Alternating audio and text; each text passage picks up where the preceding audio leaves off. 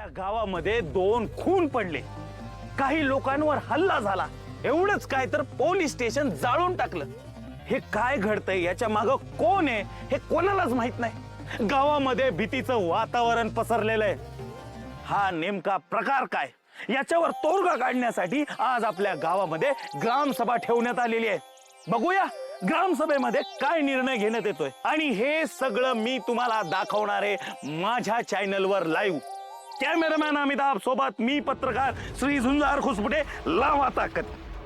हे camera set कर, मी जरा पुढे जाऊन थांबतो. ओ सरपंच बोला काहीतरी, नाही तर द्या राजीनामा, मी उभं राहतो. तिकडे दुकान बंद करून आलोय मी, लाखोचं नुकसान होतंय माझं, रांगा लागल्यात गिरायकाच्या. चालू करा पडदिशी, चला. हा आलो. तर आज या ठिकाणी माझ्या तमाम माता बंधू आणि भगिनींनो, माझं या ठिकाणी पूर्ण गावावर लक्ष आहे ॲज अ सरपंच. आणि असं असताना देखील अलीकडच्या काळात गावात काही विचित्र घटना घडू लागलेली आहेत.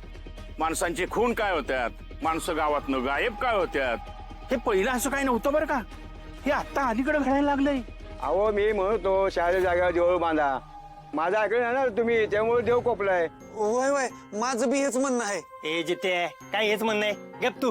त्यांना काय कळते, गावात काय जरी घडलं ना तर हे म्हणणार देवाचाच कोप आहे. हे बाबांनो, देवाच्या बाबतीतलं तुम्हाला काय कळत नाही ना, मग शांत बसा. मोठी बोललं ती की, तुम्हाला काय कळतंय?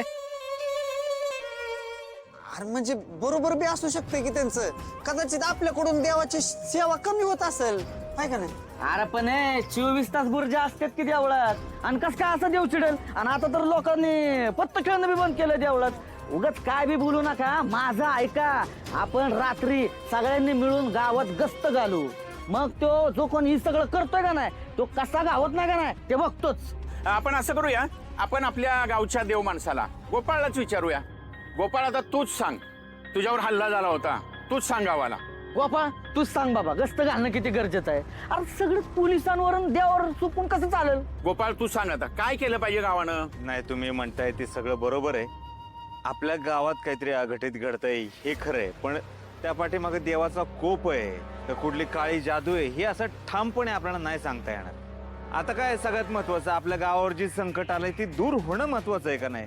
मग त्यासाठी आपण काहीतरी केलं पाहिजे. आता मला विचाराल तर मी असं म्हणेन, गावात जी काही जुनी माणसं आहेत, जाणती माणसं आहेत, त्यांना विचारलं पाहिजे, त्यांच्याबरोबर सल्ला मसलत केलं पाहिजे, त्यांच्या विचारांची देवाणघेवाण केली पाहिजे, त्यांच्याकडनं आपल्याला काहीतरी मिळेल. मला तर वाटतं बाबा की देवाचा आशीर्वाद घेतला पाहिजे, देवाची पूजा केली पाहिजे. पूजा झालीच पाहिजे. बरोबर आहे.